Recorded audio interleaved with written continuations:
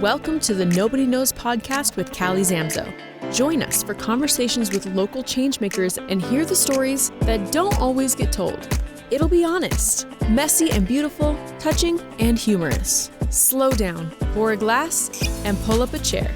This is the Nobody Knowz podcast. Welcome to Nobody Knowz. I'm your host, Callie Zamzo, and it's Berry Week at Zamzo's. We're finally here. So excited about it, and that is what the tip of the week is going to be about. Several tips of the week. We are kind of in the danger zone as far as where we're going to be. You can buy your berries, but you should probably just pay attention to the weather.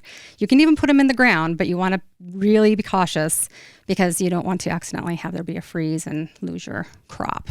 So be very careful about that. I wanted to just give you a couple of just planting tips as far as that's concerned. With berries, a lot of times we have people who will plant their berry plants in the shade, and that means no success. So first things first, choose a good spot that's sunny. The berries are going to want 6 to 8 hours of sun. So choose a good spot. Make sure that you have good drainage and in your soil. And because we have a lot of clay, if you just plunk them in your garden and you haven't done much with it, you might have some issues with that because you don't want to have any root rot with those. So sometimes we always suggest that you amend the soil with some compost or maybe even do a raised bed where you can control the soil a little bit better. Fertilizing is always a big issue. We recommend that you use our chicken soup for the soil, and that's a Zamzo's product. It is a low nitrogen so that you're not going to have the issue of growing a plant that's really, really big that doesn't have any berries. So those are some baseline tips for you. We also want to make sure that you're keeping your soil acidic. So those are some of the things you want to be thinking about. And in the beginning, you want to, as much as you want to leave the flowers on and have berries right away, if you pick those off, then the energy in the plant will go into building those roots and building the plant up. If you can be patient, then the next year you're going to get a lot better crop. So it may not be that you're going to get berries right away if you do that. But plants, focus on the roots, focus on getting the plant healthy, and then you can have some berries next year. So there's your tip of the week, or various tips of the week. Thank you for listening to those. And if you have other questions, you can always come into the store. And during Berry Week, we have all sorts of things that we can tell you about and teach you about. And I think there are sales going on and everything else. So please come into any one of our 12 stores and we'll happily help you with that. Okay, I am very excited to introduce our guest today. I am speaking with Tommy Ahlquist. He is the CEO of Ahlquist. He's a former emergency room physician. He's a serial entrepreneur and a massive community leader. And I was on his podcast, so now I'm very excited that he gets to be on mine. Welcome to the studio, Tommy. It's so great to be. I'm so used to, I want to hear more about berries. What's the easiest berry to grow? Oh gosh, to me, I think, well, I'll tell you, I have some raspberries that are like volunteers, and you can't even get rid of those things. Like they're so easy. The problem with raspberries is that you have to pay attention to what kind they are, because some of them fruit on the second years, and others are that will bloom. Are blackberries easy? Yes. Blackberries are considered a weed for some people. Okay. So yes, they can be very easy. Right. But again, if you're trying to be purposeful with it, there are some things you can do to make it easier for you. But once they get established, you almost can't get rid of them. Love it. Yeah. Good stuff. I love berries. I think it's kind of a little kid food. They're so good for you. But they're so good for you. Yeah. Yeah. I mean, you can eat as many as you want, even when you're fat. Exactly. And no guilt, no shame. That's my go-to. It's so true. My latest thing has been freezing blueberries. Oh yeah. And just it's like the greatest little snack, and the joy of berries. It's good stuff. I think it also kind of reminds me of childhood because you eat a lot of berries when you're kids. We would just go into a garden and just come inside and we just have berries smashed in our face. I'm guessing that your garden was a little different than mine. Well, I don't know. Did you have a big garden? We had a pretty good, I should say, we had a pretty good garden. Yeah. Yeah, my dad's always been a gardener. Long time Zamzo's customers, big gardens. My garden is puny compared to his. But well, you have to know what you're doing on some of this stuff. I mean, the easy stuff's easy stuff, but lettuces and some of those sort of things, cabbage and berries. It's so funny you say that because those actually are pretty easy, except for I'm the same way you are because of the seasons. If it's the heat of the sun, I can grow anything. Yeah. But those things that are that live on the And I'm like, I don't know. Yeah. My dad will plant things in the fall that just come up in the spring, and I'll be like, what did you do there? How'd you make that work? We're kind of down to tomatoes, cucumbers, and every other year a zucchini. And then we're like, why do we plant zucchinis? Because we can't eat that many. I know, it's so true. And then you just give them away to people. Peppers. Yes. They're all easy. But gotta have that. The salsa garden, as we like to say. Can't wait. It's almost time to do it again. Yeah. I'm really excited about it. Well, and this year we actually redid our garden, and because everything was in ground, and it's really hard when you do things in ground because there's so many weeds and you can't keep up with them. So we got raised beds and we just put them together. I haven't planted, well, we're getting there planting them. But anyway. I just had a really cool story that happened to me. Yeah? So when we moved into our new house about 4 years ago, I got on Facebook Marketplace and I found a guy that puts in boxes, raised garden boxes. And I read into his story, and it was this little older guy. And so I called him and I said, hey, I need like 7 of these boxes. And he said, absolutely. And I got it scheduled. But when he showed up, he brought his granddaughters with him. Okay. Oh. And so I was working on the farm while he was putting them in. And it was the coolest thing to see this grandpa and these granddaughters working together. And it was like stuff like that. I'm like, I like this a lot. Yeah. So at the end of it, I went in and I told Shannon, I said, I need to find some cash because I want to give these girls a big tip for their doing it. And so that was years ago. And at a basketball game recently, a boys' state game, I had a guy come up and chase me down. He's like, hey, I got to talk to you. He's like, my dad passed away. And suddenly, but he's the guy that installed those boxes. Oh, wow. And he's like, my daughters still talk about the tip you gave him and how special it was. You just never know some of those things. But I hadn't even told that story to anybody until you just brought it up right now. But sometimes you just never know. Garden boxes. But the generational thing is a big deal. And I think gardening and doing this stuff, that's when we can get our grandkids and involved and teach them something.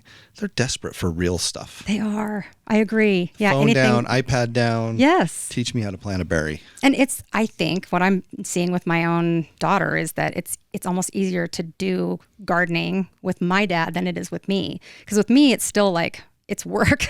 But with grandpa, it's like, I'm helping grandpa and it's fun. Yeah. And so, and it's a different garden. It's at his house, not our house. And she gets to do it when she wants to. She did it all last summer, and I like that. Yeah, it was great. Kind of a pre-college thing for her, which was, I think it was really, she still brings it up. Yeah, it was really good stuff. Okay, well, we've already jumped right in. This is fantastic. Will you back up for just a moment? In case, let's talk to those 2 people in the Valley who don't know who you are. Could you just give a high level about I can, you? But you know what's funny? I gave a talk earlier today, and I was like one speaker in a lineup, and all the people before me were like late 30s and 40s. Was like the oldest guy. So I'm sitting there thinking, I'm the old guy now. I know. When did that happen? I'm like, and literally the room full of people, I'm like, people probably don't even know that I did 8th and Main and I did like City Center. Like, we're past that now. Yeah. Like, it's just, so you get old and then you're like, yeah, so we've been here a long time doing things and it's been great. Started in medicine in the 90s here at St. Luke's and worked in the ER and had an amazing career in medicine. It was I'd gone to school in Idaho. Mm-hmm. Loved it. Rick's College. It's now BYU Idaho. Yeah. But man, I was on the basketball team there, and we duck hunted every day. We fished every day. It's the life. So when it was time to look for where I was going, I'm like, there's got to be a place in Idaho. Came here and just absolutely loved the ER. Loved St. Luke's. And then started, my dad, it's longer, it seems weird that I went from medicine development, but had some exposure to it. My father was an electrician and a real hard, he framed houses, pumped gas, and he was an electrician when I was growing up. And he was he worked at Kennecott Copper, so very blue collar, very, very risk averse, company guy, but hard worker. So when I was 16, he came home. He's like, "Hey, this development company wants me to work for him." He was wiring a strip mall in a little teeny town on the side as an electrician. And they said, "Hey, you're pretty smart. Will you be our kind of project oversight guy?" And they liked him and they hired him. Huge step for him. So he went to work for a developer when I was 16. And so I'm like, "Oh, that would be cool. That would be a cool thing to do on the side." Yeah. Shift work in the ER, development. So it really started that way. And I called him and I said, "Hey, I think I've got Porticos was my first project off of Franklin and Eagle Road." Sure. it's a heck of a first project. Right? Yeah, I'm going to say, oh, that little thing. So I was working shifts in the ER, and I would leave in my scrubs, and I was knocking on doors, buying up all those houses there, and it was incredible. It was a crazy experience, actually. I could write a book on how I took that whole corner down while I was an ER doc. But then I called my dad and I said, Dad, I need help. Quit your job and come up here. And he's like, I'm not quitting my job. And that was 20 something years ago now. Wow. That he came up 21 years ago. That's wild. And then that's kind of taken off, and we've been very, you work hard and you just develop really good relationships and try to honor those relationships and do people a good job. And it's just grown into a lot of development, a lot of other businesses too, but it's been fun. So can we talk a little bit about the work hard thing? Yeah. Because I love the rising generation, so I'm not being critical of the rising generation. I will be. I'll jump on this bandwagon. However, there does seem to be, when you talk about work hard, all somebody would need to do is kind of see what you've done to say, yeah, clearly you work hard. What caused that? How did you get to be that person who makes that choice? Because we don't have to choose these things. We can decide what we're going to do. Yes, some of it, and I think this is true for you too, because I've had the pleasure of talking to you on our podcast. And I think when you're blessed with and surrounded with first the DNA of people that just work, yeah, and then you see these people just working and they're happy and they love it. Right. That's the thing. It's infectious, and you find out that it's hard, but that's what makes it fulfilling. And it takes vision and energy, but that's what makes it great. And it oftentimes involves people that you love being around the most. And so that makes it awesome. Yeah. So for me early on, I just wanted to work. My first side job, I started a lawn mowing company when I was 14. And I'd put a lawnmower in the back of my dad's Highboy 1972 black truck, 4-wheel drive, and I could barely lift it in. And then he would let me drive it at 14, and I would go mow lawns. That was my first business. And I'm like, oh my word, people pay me to mow their lawn. Like, this is awesome. And so I just have always loved it. And I'm like, well, if they'll pay me and I take good care of it. Anyway, I think if you're exposed to it, and if you like it, and it's never been about the money for me, it's been about it's like the thing I like doing. Yeah. So I think I've been pretty lucky. I feel sorry for people that aren't passionate about something they want to do, and I don't know how you ignite that in them. And then some of it is, I hope that I'm being the role model that I had of work and of enjoying work. And Arthur Brooks is one of my favorite guys to listen to. Too. And he actually they just released it today. He's on Rhonda Fitzpatrick's podcast. Okay. And I'm about 2 hours into it. That stuff on happiness, it's true. Yeah. The pursuit of happiness and what makes you happy. I don't know how people do that without work and passion and things they love to do. So I think I was born into it. And I think I look at my DNA, my fan, they were workers. Mm. They worked for fun. That's what they did. And they took care of people. I remember when as a young boy, I remember digging trenches. I asked my dad, I said, how many sprinkling systems do you think we put in from the time I was 8 till I was 16? And he's like, what do you mean? I'm like, I have these vivid memories of us putting in sprinkling system for all the widows in our area and all the single people and people and I said, did you ever get paid for that? Because I didn't get paid for digging all those trenches with the pickaxe. Did you screw me all those years? Exactly. How did this go? He's like, what do you mean? I was raising you. And he's like, no, I never did. Why would we have charged him to do that? And so you're around that, and it's just becomes part of you. It feels a little bit like working out. Because we never start a workout where you're like, yay, this is so fun. And the first part, as you're getting into it, you're really, at least me, really unhappy about the whole thing. And then you kind of hit your groove. And then when you've actually done the workout and you're done, that's the reward. At the end of it, you're like, okay. Yeah. And then you're willing to do it again tomorrow and the next day. And I feel that that's similar with work as well. You kind of we almost need our parents to have started us there, and then we learn it and we're like, oh yeah, this is what I want to do. And if you never have done that, I feel badly. Like you said, I feel badly for people who don't have that. I'm going to rob this from Arthur Brooks, but it's forcing yourself to do hard things, because that's where satisfaction comes from. Right. It doesn't come from doing easy things. Yeah. It comes from doing hard things over and over again and building on that satisfaction. And that's how you build that's truly the definition of true happiness, right? Right. Happiness versus pleasure, right? Right. Pleasure is easy. Happiness usually comes after doing something hard. Right.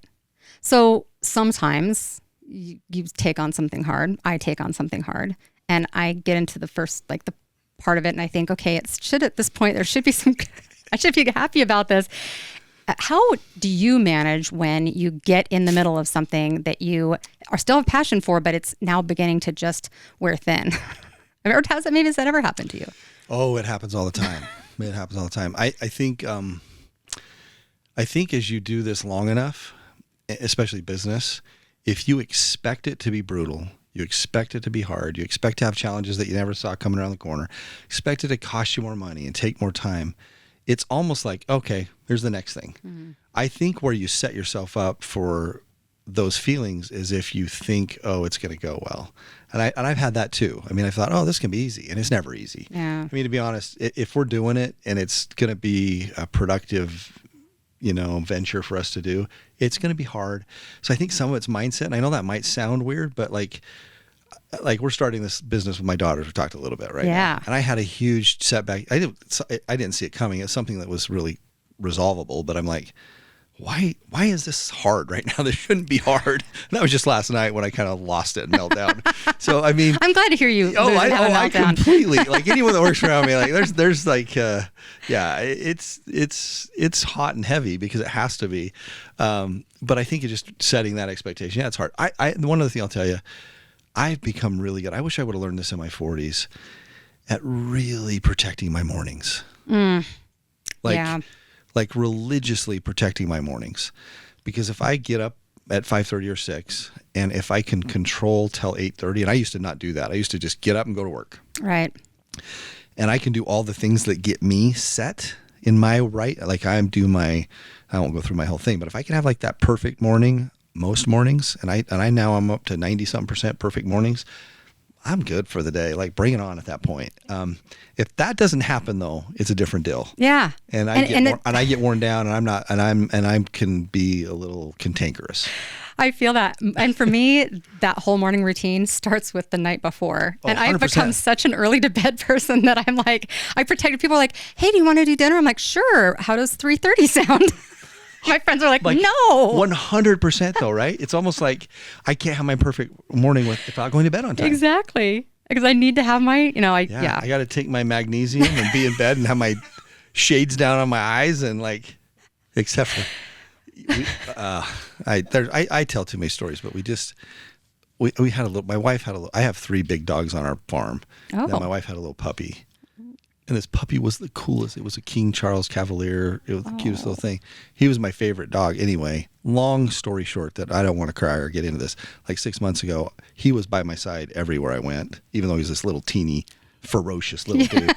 Anyway, I ran him over doing chores in the morning. No. And it like about killed me. I was like a basket case for weeks. But we just got a new dog 2 days ago. Oh, wow. And she loves me. Her name's Harley, but she sleeps on my head. So like I told Shanna, like the perfect morning now is going to be harder because I'm not having perfect nights. It's like having a baby again. Yes. Yeah. We feel that. In fact, we recently forced our cat out of our bedroom because she was actually curling up with my husband, and we have our sleep scores that we see. Yeah. And then he's like, I'm up several times in the night, and I got a 72. I'm going to have a bad day. Exactly. I'm like, honey, I think it's the cat. And he was like, yeah, I think you might be right. So now she's been exiled a little bit. Yeah. Well, I'm not. Last night I think I got up like 5 times with her, but she's so sweet that it's okay. It'll be all right.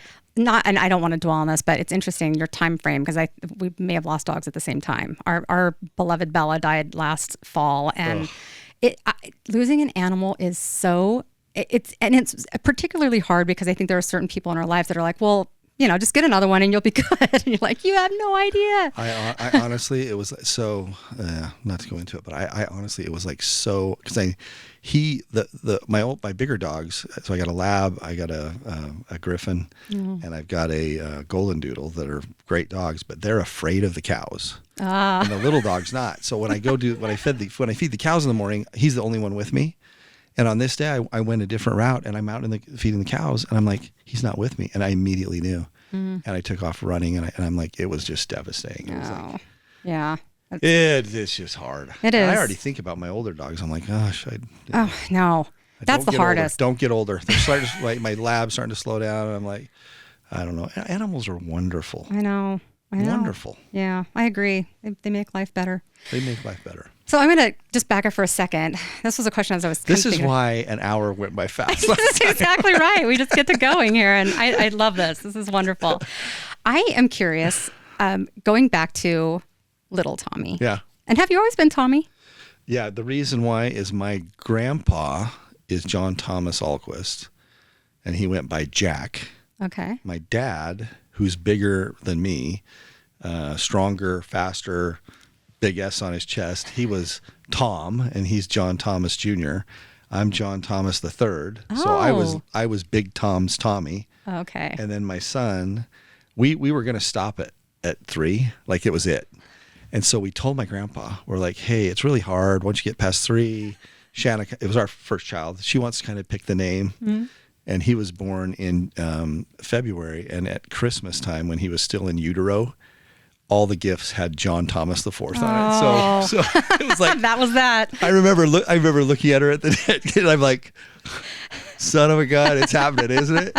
Anyway. So now there's 4 of us. So, okay. So he's Thomas, I'm Tommy. And if you know my dad, you'd say, oh yeah, you're Tommy. Yeah. He's like he's the general.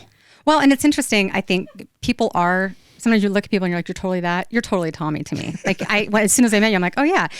Although you're very tall, you're a tall drink of water. So I think of Tommy's, I guess in my mind, as being younger yeah. and littler. But or you think of Tommy Boy. Right. Yeah. Just a Chris complete. Farley, right? That part does not match you at all.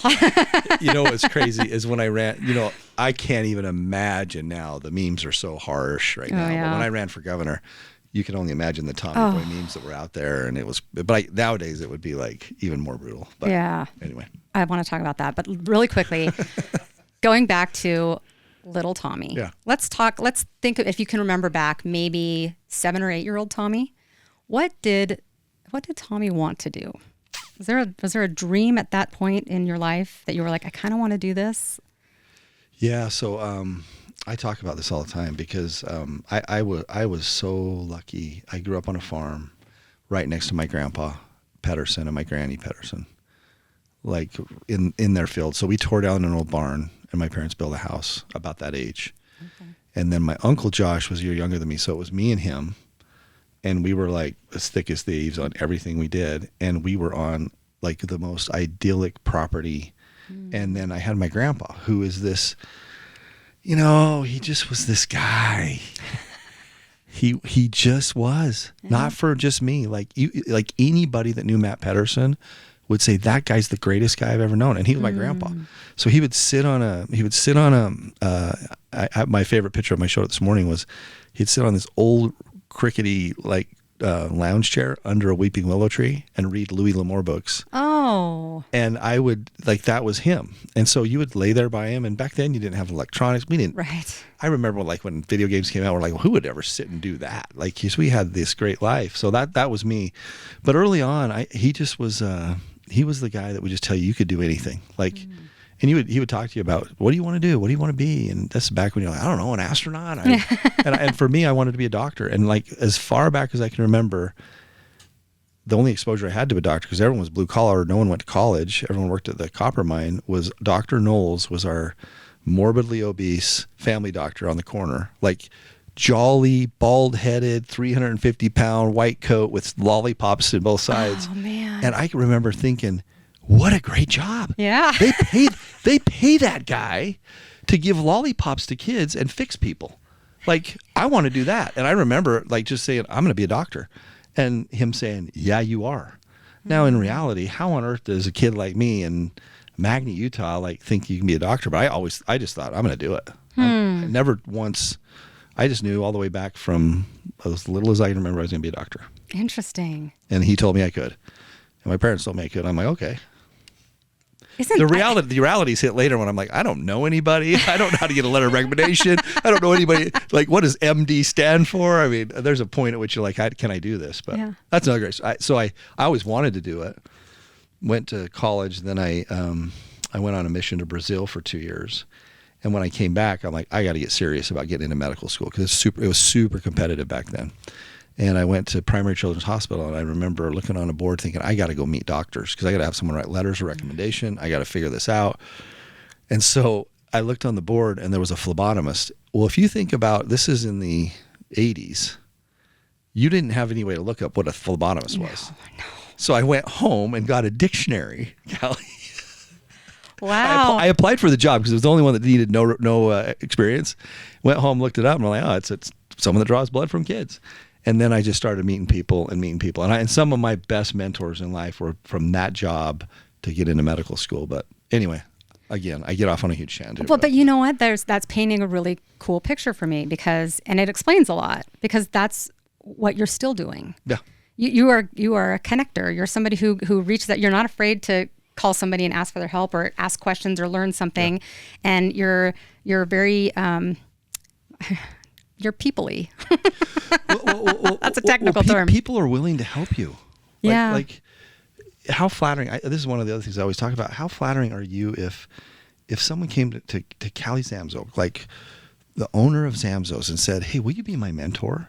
And it was a younger person trying to go through school or figure out life. You'd say, absolutely. Yeah. People don't ask that often, right? They don't. So I think you just get in a position where like, I'm going to get to know them. I remember it's really, really funny because his name's William Banner, and he is one of the nation's top toxicologists on kids.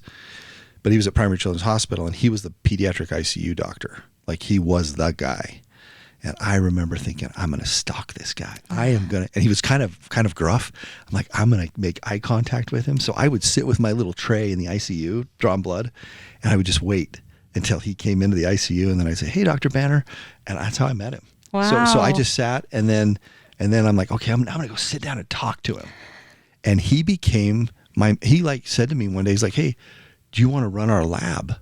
Like out of the blue. And I'm like, heck yeah. So he put me in charge of his research labs when I was I was a sophomore in college, didn't know anything, and literally put me in charge of his research labs and became one of my biggest mentors of life. But it was just from sitting there with that little phlebotomy tray, waiting to meet him, and I still I get a little emotional because I love that guy. I still talk to him all the time, and he's a wonderful, wonderful, wonderful. He's in Tulsa, Oklahoma now. But that's how these things work, right? And then I think so. Then you get on the other end of your life. You're like, hey, I'll get back. We do a lot with Mission 43, and just like anybody that like calls, yeah, I'll clear off a business meeting to just meet with someone and say, hey, how can I help you? Yeah, I do like that about you. I think that's amazing. I think that, and maybe it is the electronics or something with this rising generation. But I think that's a skill to learn if you are unable to walk up to somebody and not be afraid, stick your hand out and introduce yourself. I give a lot of talks to kids, and I'm like, you're so lucky. I'll get in front of high school kids. I'm like, hey, how many of you have a personality? They'll be like looking around. I'm like, no, how many of you are not afraid to go look someone in the eye, shake their hand, and work your ass off? Yeah. Because if you are, you're going to kill it. I don't care what you pick. Just, that's all you need to do. Learn how to go shake a hand, look someone in the eye, talk to them, show genuine interest, and work your butt off, and you're going to kill it. Yeah. I'm always impressed when a young person comes up, looks me in the eye, asks me a question, gives me a good handshake. You're like, yes. I'm like, I want to know you, kid. That's right. That's right. It's great stuff. Yeah. I've hired a couple of, and then it's another tangent, but I've had kids come in asking me to be a mentor, and I have walked in Ryan's office and said, we're hiring. When the time comes and that guy needs a job, hire him. And a lot of times we haven't had a position for him. We've got 2 of them now that are just some of our best guys, but and so it matters. This stuff matters. Yeah, really. Absolutely it does. Okay. So you then decide you're going to be a doctor. You don't have to ask this question, but I'm just curious. Yeah. Was school hard, or was school like? I'm not a test. So you know how this is when you go through, right?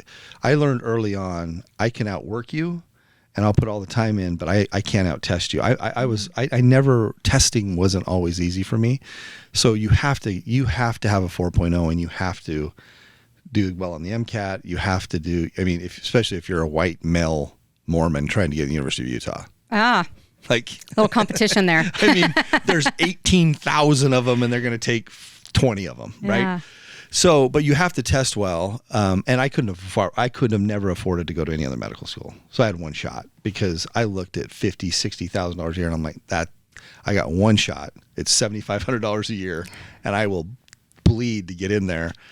So I had one shot, and so I had to test well, but it was hard. I had to study, and then you get into medical school, and you develop these friendships with these people, become lifelong, just your people, and then you realize, oh, Don doesn't even have to study, that son of a gun. No. and you realize that, oh, they don't even, like, they're watching Beavis and Butthead, and like they would never deny this to today, but I was in this great group of, they're still lifelong friends of mine, but they would like snort no-dos and watch Beavis and Butthead and drink Diet Cokes, and then smoke the exam the next day. I never snorted no-dos, and I was over like trying to study and like telling them to shut up. So I was that guy, but I did fine, but it was hard. I feel that. I was pre-vet medicine. I didn't end up getting in. I tried for 3 years and didn't. But when I was in undergrad, we were doing histology, which is the study of tissues for anybody who doesn't. So it's a lot of microscope look. You're looking in at particular tissue. You got to tell if it's liver tissue or if it's heart tissue or if it's whatever. And I studied and I studied and I studied. And in this particular class, I think there were 3 major exams, and he would drop one of them. Well, I studied and studied. I got into the exam. I start down the row. I'm looking in, and I'm like, I cannot tell what any, like, it was gone. All of it was gone. And so after about 15 minutes, I turned my test in and walked out, knowing I was going to drop it. Well, everybody in the class, I became like this, like everyone's like, holy cow, she is so smart. She finished in 15 minutes flat. You're that guy. You're that guy. What on earth? You made everyone feel nervous. And afterwards, like, friends were like, what happened? I was like, do I tell them? Do I not? Yes. Anyway, there may have been reasons why I didn't get into vet school. I don't know. I'm not sure what they were. It's very strange. So you didn't have a little career as a doctor. You were for 18 years. 18 years. And it was awesome. Yeah. Callie, it was awesome. Quick story, because I tell too many stories. I was going to be a pediatrician. And then, ironically, because people wanting to be pediatricians usually go to something else because they don't make any money. So they had a blue chip pediatric program to try to keep people in pediatrics. But randomly, I got assigned to Jeff Shunk at Primary Children's Hospital as my mentor. And my very first meeting, so he's a pediatric ER doc. He's like, don't do pediatrics. He's like, that's the stupidest thing you could ever do in your life, going to emergency medicine. And he was right, because you still see kids, but you can live anywhere and you make more money. And he had all these things. He's like, you can pick the best place on earth you want to live, and you can go, they all have ERs. And so that's like, I immediately went, oh, I'm not going to be a pediatrician, I'm going to be an ER doc. It fit me right. I love it. There's nothing better than taking care of people. There is nothing, like in business, the one thing I miss is it's a grind, but you have someone in their time of greatest need. Yeah. Like, and that may be my spouse just had a heart attack and they're getting CPR. That may be I had a loved one die and I'm having a mental breakdown. That may be I'm homeless. That may be I just got diagnosed with cancer today, but I still have questions. There's just, like, you think of all the things you go to an ER for, and you get to walk in a room, sit down. I always did that. I always sat down, look them in the eye and say, how can I help you? And that's pretty unique. And a lot of times what was on the chief complaint was not why they were even there. And the art was like, okay, can I figure out why you're really here? Can I help you? And you get these, like, you'd see 20 to 30 patients a night. Think about that over a long time. And you just, they all have stories. They're all and you see this different side of humanity. I did night shifts for 10 years. And so and that team, the other thing about the ER is you got a team. I mean, I still see some of my nurses and my staff, and it is like it's just like family, wonderful people. And so it was wonderful. It was really, really wonderful. I can only imagine the things that you, as a team, that you go through all the emotions and sweat and blood and tears and all of it that you go to together. That has to be an amazing bonding experience, probably like nothing else. It is. And I think it's a way, I think you're just like, I think first responders and paramedics, you're forced to face really bad things that can either cause trauma in you, or you kind of develop this way of compartmentalizing with your family that goes through it with you, which is those people, right? Yeah. So the kid that dies, there's horrible things that happen in an ER, and you just kind of deal with it, but it's because you have that tight-knit family that's all going through the same thing. Yeah. So you're not alone. And that's kind of a weird thing. You're just never alone because you have these people that are with you. So it's a wonderful career. Now, medicine's changed. We could talk forever about just how crazy it's gotten. Yeah. But the skill and art of sitting in front of someone and helping them, that hasn't changed, and it's awesome. Yeah.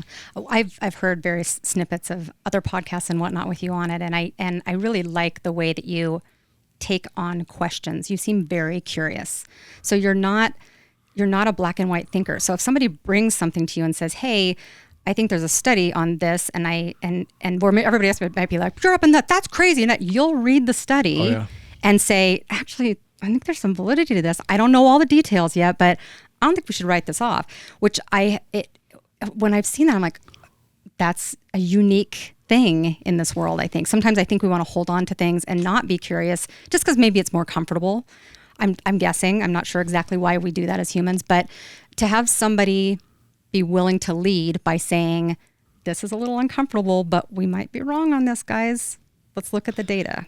Man, we need so much more of that right now. Yeah. I think as we become so polarized politically, and sometimes it's not even Republican, Democrat. Sometimes it's like ideology, like, I don't know, urban, rural, whatever.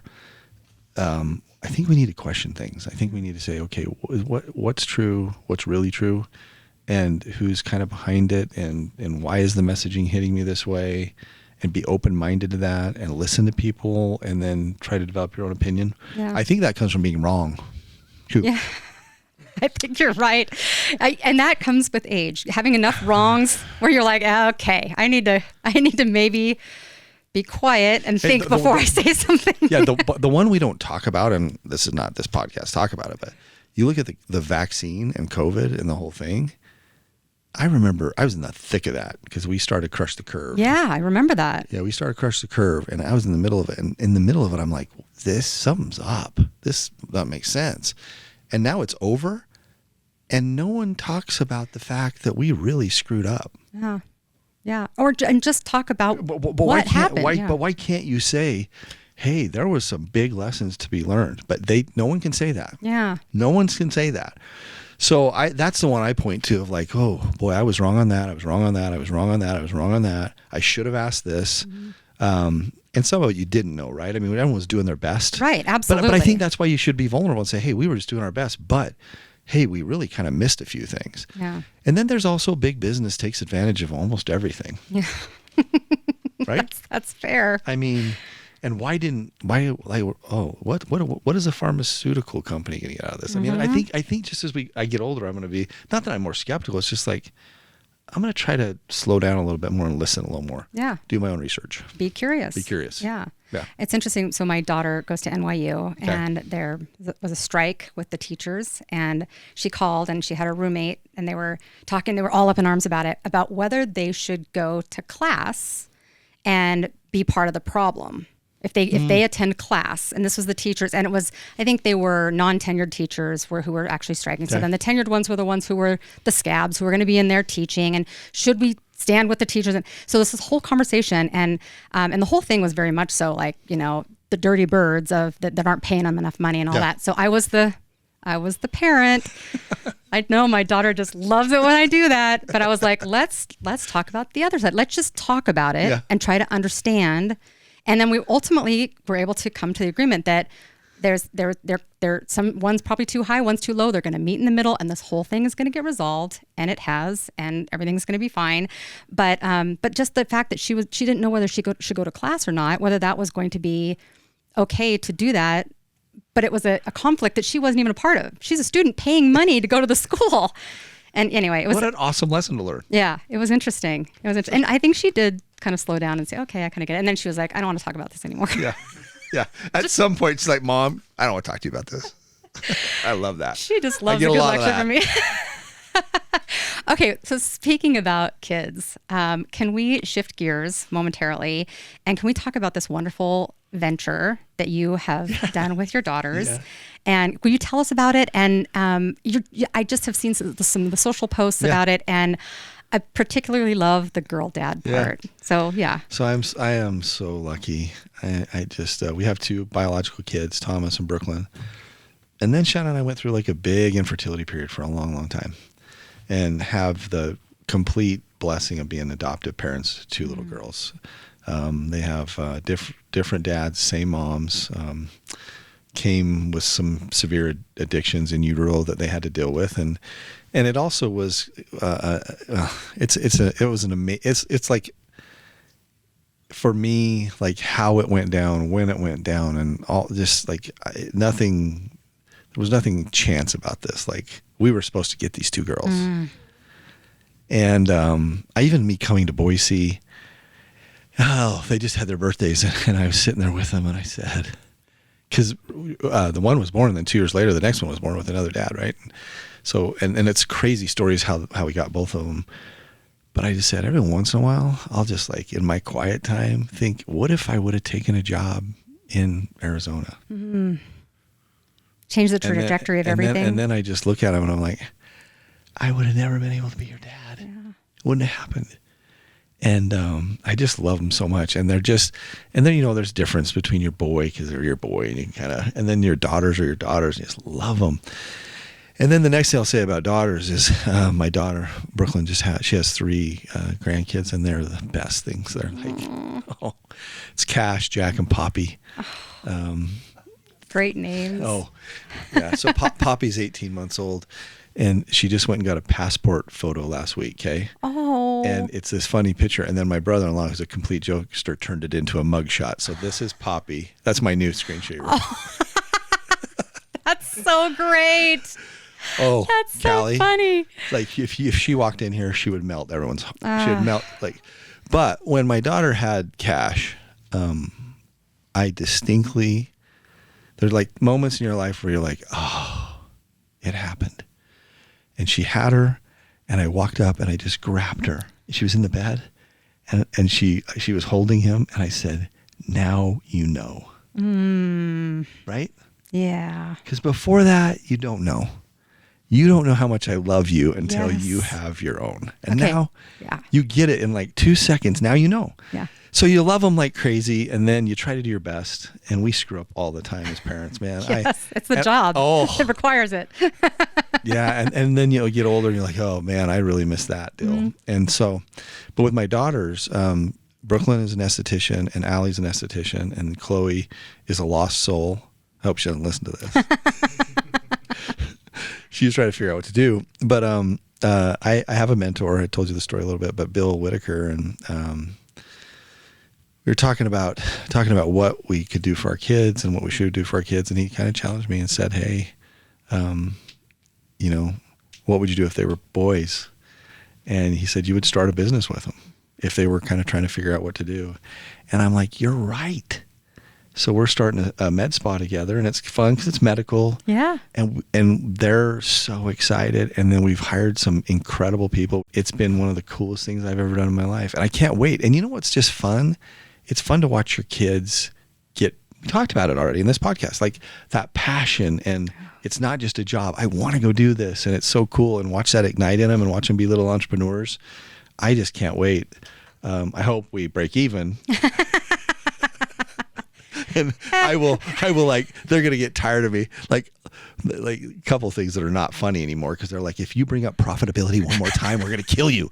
And I'm like, yes, but we got to be profitable. And you know what that means? And they're like, yes, Dad, it means that we bring in more dollars than we spend every month. And I'm like, yes. And that number is this. Here's your monthly burn. So we'll be fine. But anyway, it's been wonderful, Callie. It's been so fun. We named it Trebella, for 3 beautiful daughters, daughters. And love that name. It's been amazing. So cool. I love the branding. I like it. It brings, like when I see it come up Yeah. on Instagram, I lean right in. The name is enchanting. Your daughters are beautiful. They're beautiful girls. They're great. And they're glow. It's not just that they're physically beautiful; they are like beautiful beings. Like you can tell it. And then you, as a girl dad, in and amongst them, so proud and supporting them, and I cannot get enough of it. Like it's like the other cool part of it is one of my best friends in life is Pancho Romero. You should have him on here. He owns Advanced Heating and Cooling and Kelso. He's a nationally, he's got thousands of employees. Great business guy. But his daughter is going to be part of it too. So we got me and Pancho and our daughters, and it's just like we look at each other and just like, this is the coolest thing we've ever done. Yeah. So ask me in like a year. But all right. I think right now it's really cool. It's wonderful. I absolutely love it. I am going to take a quick break to recognize our sponsor, Zamzows. So this episode is brought to you by Zamzows, your local source for garden, pet, and planet-friendly products. As a thank you to our Nobody Knowz listeners, use code Ahlquist. And if you don't know how to spell that, then you are maybe not a Boisean. So use code Ahlquist at checkout at zamzows.com and receive 10% off your online order. The discount applies automatically and is valid online only and excludes lawn programs. It also runs through June 30th, 2026. You can even buy online and pick up in store at any of our 12 Treasure Valley locations. So visit zamzows.com and let's grow something good. Nobody knows like Zamzows. Hey, it's going to be surreal when I get to enter my code to go get my stuff here in like 2 weeks. I just think how awesome that is. That's pretty cool. By the way, you have the nicest people that work for you. You have I feel the the most, same way. They are so wonderful. I always think you would be wonderful because you're walking around like dealing with plants and animals and nice people all the time. That is true. But they are so nice and so knowledgeable, and they just take you by the hand and walk you through everything. They're wonderful. Oh, I love hearing Over years. that. Well, it starts at the top, right? I mean, culture is hard, but It is not when you hard. have it. You do it. It's great. Well, thank you. Thank you. I'll accept that compliment on behalf of the family. Our employees are, I think they do love what they do. And I think that's part of it. They also care deeply. Like they all care very deeply. So I'm always very amazed at how they do and how they love up our customers. It's so wonderful. They're really the face of the company more than anything because they're the ones that everybody's interacting with. Yeah. So yeah, it's pretty great. So we're going to change to a little different speed here. This is sharing is caring. I've added a few little side ones in here that you may not be prepared for. So I'm excited about it. So here's my first one. How tall are you? I think 6'4", although I'm at that age where you start shrinking a little bit, but 6'4". All right. Yeah. Okay. That's good to know. I was trying to explain, like I was telling people that we were having this podcast and this is before you came in. And I was like, well, you're going to recognize him. He's a tall drink of water. So that's good to know. You've clarified something. Are you a person who has dessert at the end of a meal? I don't ever have dessert, but I am an ice cream addict. Oh, so like ice cream at like a particular time of day kind of a thing?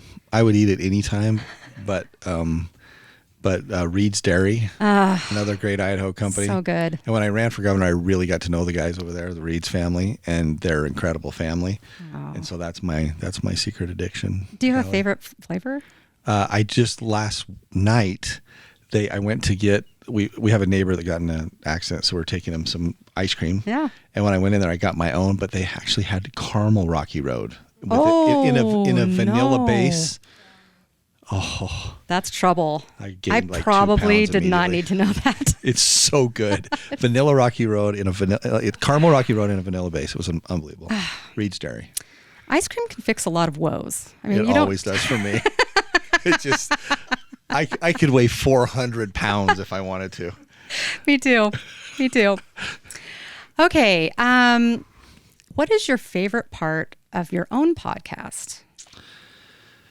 It's another thing. I am talking. This is preaching to the choir. It's hard in the middle of everything you're doing to do something else that's quite. It's a day but I love talking to people.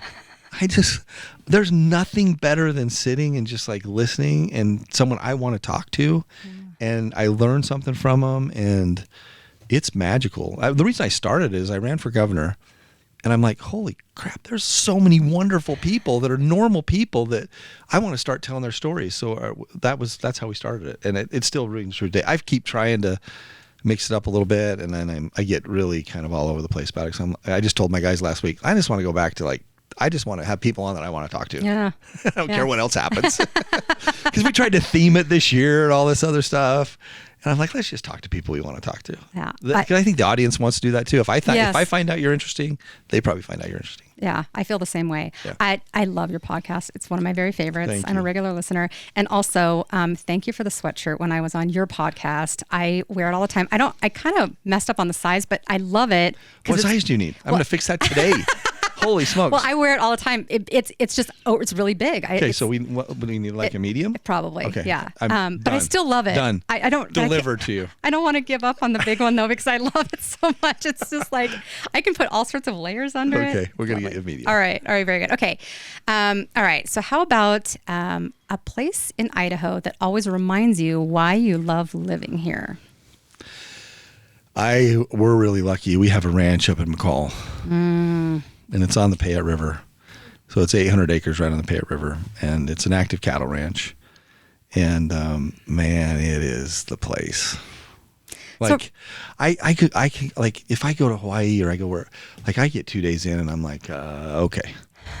I go up there, I don't even know where my phone is. Oh. I always have jobs to do, right? So I'm out doing something and I love it. And I got my horses and I got my dogs and it's just magic. And I think, Idaho, when I didn't realize, when I took 2 years off and toured, I mean, I went around Idaho multiple times. This is an unbelievable state. So there's so many different areas you go to and you're like, oh, there's nothing like this.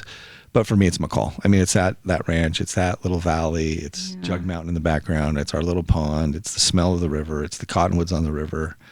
And sometimes I'll just sit there and look up in the sky and just get emotional. Like, man, I can't believe I'm here. Yeah. This is so cool.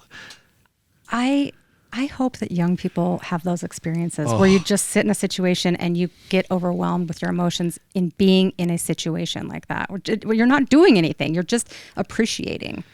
This will sound crazy, but I love poetry.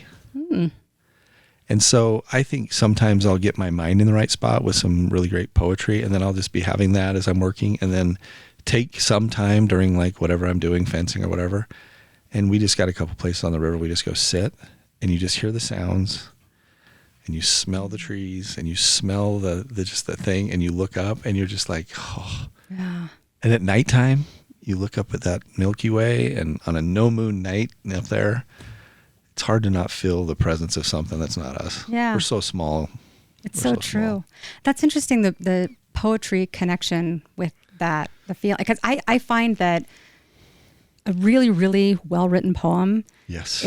you're like, how did they come up with that? And the twist of phrase, and you're like that. And then you just have that moment. And the same thing will happen with nature. Same feelings, Same feeling. like awe-inspiring, where you're like, that, like somebody wrote that, but it came through them. Yes. You know? And a gift.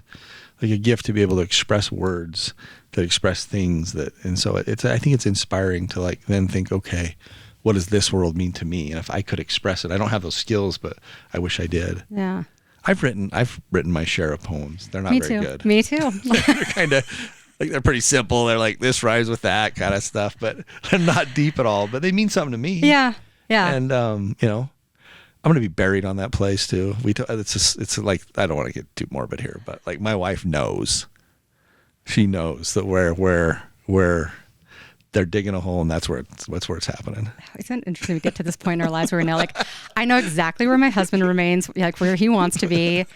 His is illegal. So like, he's going to ask if I'm the one, I'm going to have to do something like that, which I'm kind of hoping it's just Rafi, my daughter. Like, you're going to have to deal with this. Maybe do it with both of us. Just get us both over there and see what, anyway, it's in New York City. It's not legal to just, anyway. Okay. I don't know how we got here. I don't either, but I love it. I love it. This has been a great conversation. We have one more question. Yeah. This is the question that we ask everybody on the show. Yeah. There are no rules. Okay. And you're a guy who can, bend the rules. Do it however you like. Okay. Here's the question. What is something that nobody knows? I get it. The whole play on the nose thing here. Something nobody knows. I don't know. I think that it would be something that goes through my mind in quiet times. I think that we all have insecurities that we cover up. I mean, you have to be confident, right? Mm-hmm. And I think I still have a lot of just worries about things, right? But sometimes as leaders and as people that look to you for strength, you kind of just have to hide that all the time. So I think that nobody knows that there's a lot of things that still scare me about life and the world, and a lot of uncertainties out there. And I think you hide those intentionally to be strong for everybody, but they're there. And, it's probably good. As I get older, I'm more vulnerable. I think that's good too. You know what's good is this podcast. It's a great podcast. Thank you for being... Thank you for being a guest on my show. I really appreciate it. Well, thank you for what you do. Really? Thank you for everything that you do. You really are doing a lot for this community. You're a gift. Your family is a gift. Well, thank you. Everything that you do, all these efforts that you put forth, you're making a difference, and you have been for quite some time. And I suspect that we're going to still see some things here in the future with you. So, so it'll be fun to continue to watch. Yeah, thank you, Callie. Yeah, thanks for all you do. Absolutely. Thanks for being my friend. If you enjoyed today's conversation, follow the podcast and leave a review. Next week, you'll hear from another incredible voice shaping Treasure Valley. Until then, thanks for listening.